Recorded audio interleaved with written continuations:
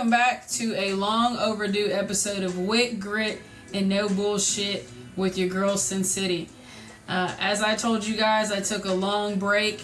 I have to always be honest with you guys and transparent with you, and I needed a mental health break, and that's for sure. So this episode is about that. We'll be discussing something called survivor's guilt because it's an important topic that I feel does not get discussed enough. I know I knew nothing about it until I was facing it myself. So what is survivor's guilt? It's simple. It's not simple, but it is an intense emotional distress that someone goes through after they've survived a traumatic event or experience. This can be anything such as a natural disaster, an accident of some sort, or in my case, war. While others pass away during that incident, leading to feelings of unworthiness, shame, or even remorse. This manifests as PTSD, depression, and even anxiety, which I deal with all three of those. This can lead to someone or even myself asking, why me? Why did you leave me here to survive? 17 hours. But take them, and so forth like that. It can be very difficult to cope with for someone dealing with this. I didn't even initially realize that I was dealing with it probably for the first few years after I came back from Iraq. It wasn't until I started to realize I was having issues. Like, I knew I was having issues initially when I came back. Like, I was struggling in the very beginning as well.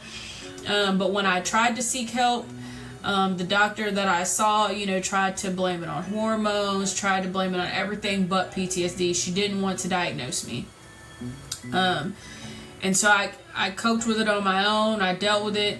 And eventually when I got to Germany, it started to get so bad that it was affecting my family because I wouldn't travel. I didn't want to go out and do things because of it. And it kind of left a toll,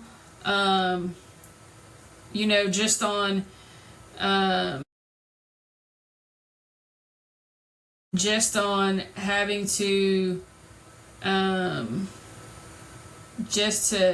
go through this by myself. I felt like, even though it wasn't by myself, but it felt like it was by myself,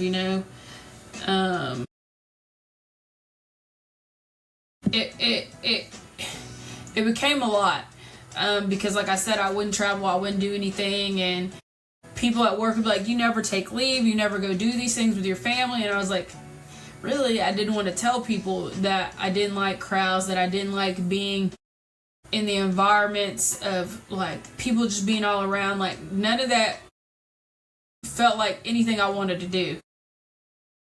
And so because it became, like I said, like my family wanted to travel, they wanted to go see things.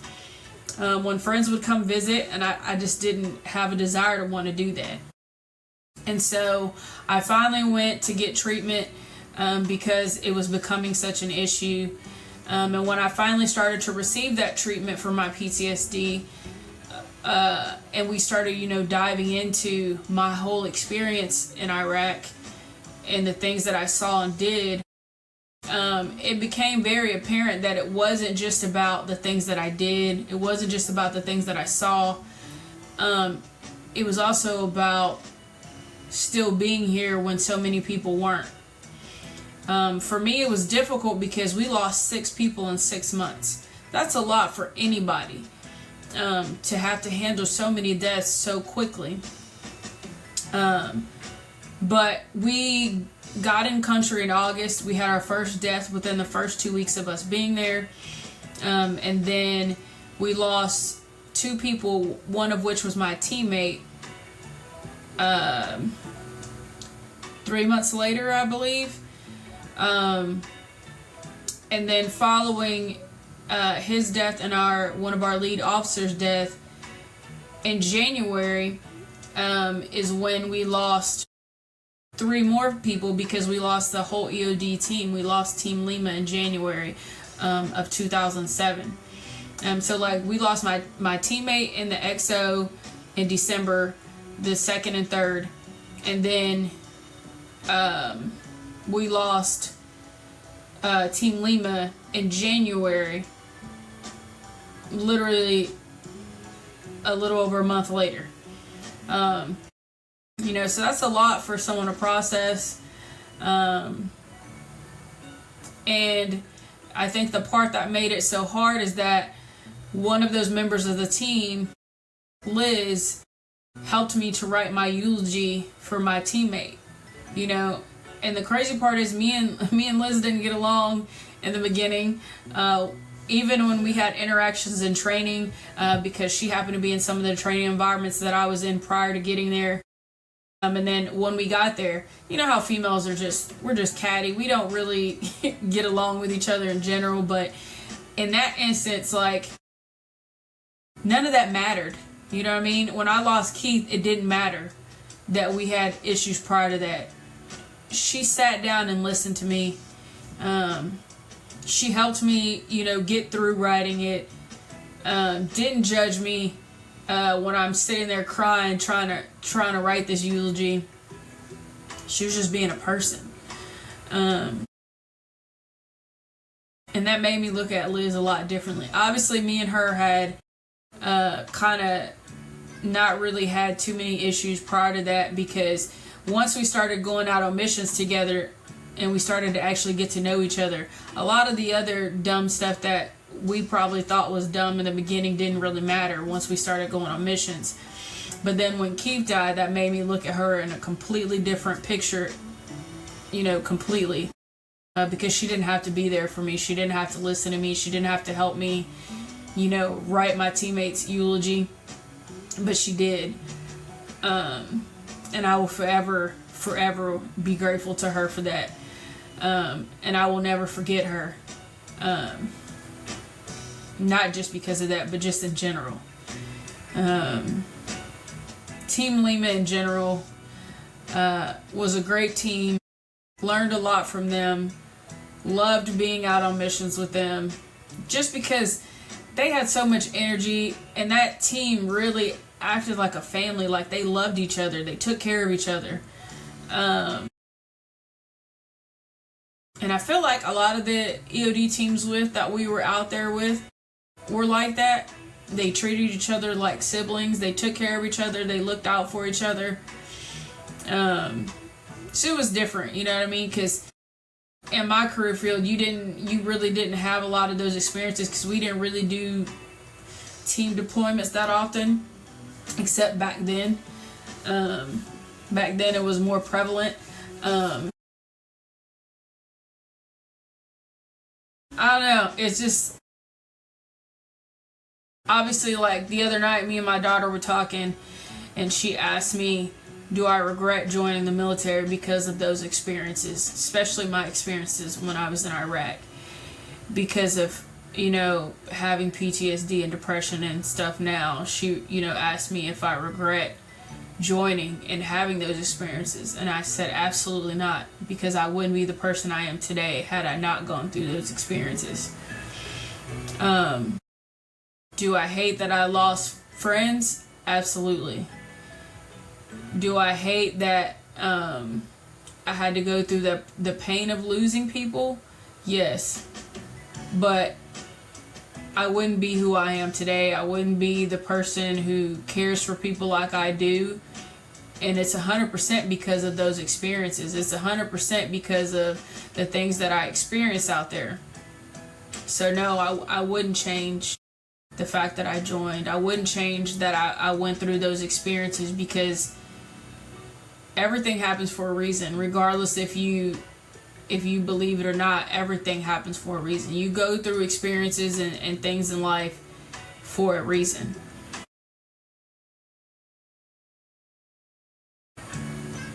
Team Lima, I think, is what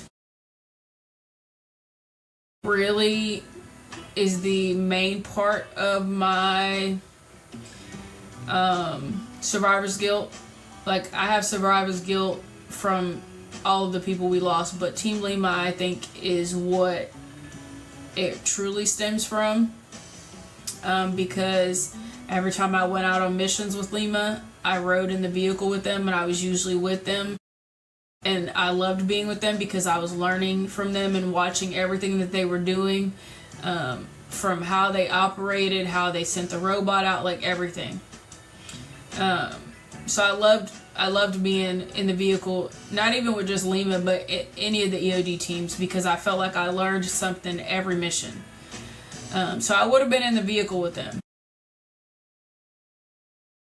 And how Team Lima died is because a vehicle-borne improvised explosive device, basically a vehicle with a bomb in it, exploded, and that's how they lost their lives. Like I said, had I been with them, I would have been in the vehicle with them. I won't get into the specifics of that mission that day. But the reason I wasn't with them is because of losing my teammate. My team lead obviously was still struggling with the loss of Keith in general. And he kind of blamed himself, which I understand, but it absolutely was not his fault, because regardless, Keith wanted to go to the other team he went to help them and to be their leader. And I think regardless, he was going to find a way to go, because that's just who Keith is, in my opinion.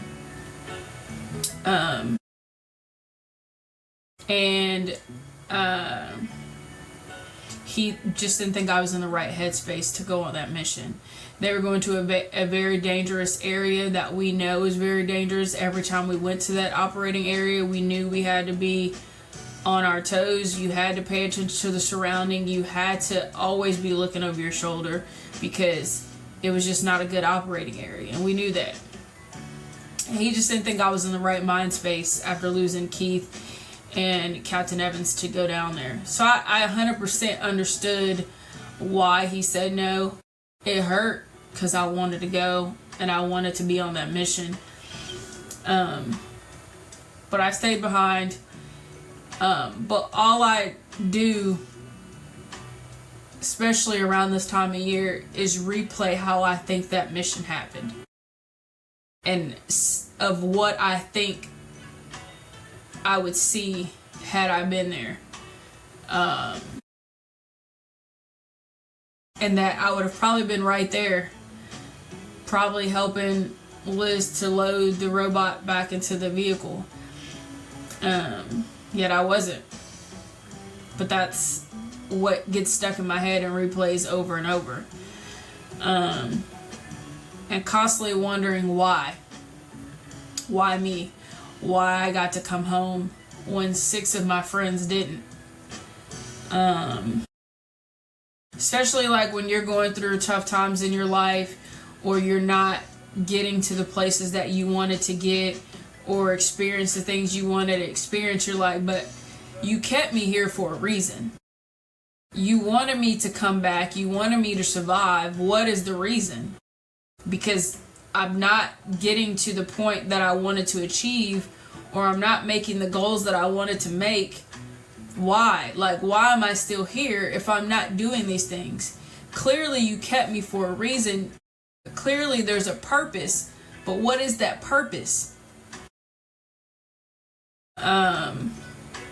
So that's like been my biggest struggle with PTSD.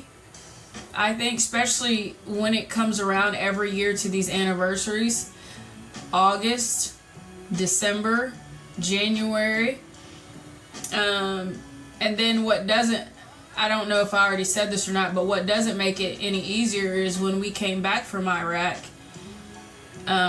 in February. I talked to my teammate Keith's mom on a regular basis. Me and her kept in contact. We would send each other stuff. She was a catalyst for a lot of things in my life. She told me while I was out there that I needed to call my mom and say everything I needed to say, get everything off my chest that I needed to get off, because who knows if I would come home or not. And I was like, you're right. I called my mom, and man, we must have talked forever, and I must have told her so much stuff that she didn't know. But I would have never done that without Keith's mom pushing me to do that, because I was like, what if I don't come home? Like, every time we went out on a mission, I was like, this might be my last mission. And so the fact that I came home and 6 of my friends didn't, it don't sit right, you know what I mean? Like, it just, it's hard. It's hard sometimes. And I don't think a lot of people understand that. I don't think a lot of people can put themselves in my shoes. Even talking to my husband about stuff like this, like I 100% don't feel like he gets it, because he didn't experience it. You know what I mean? He didn't have to go through the things that I went through or see the things that I saw. So, but when I have other people, like my team lead, who went through these things, went through these experiences, you know, I have them to talk to and to lean on, because they get it. And sometimes when you try to talk to other people who necessarily don't understand, or you just letting them, you know, just vent to them, they take it as that you're over the top and you about to end it all, when that's not the case. You just need to get how you're feeling off your chest and then keep it moving.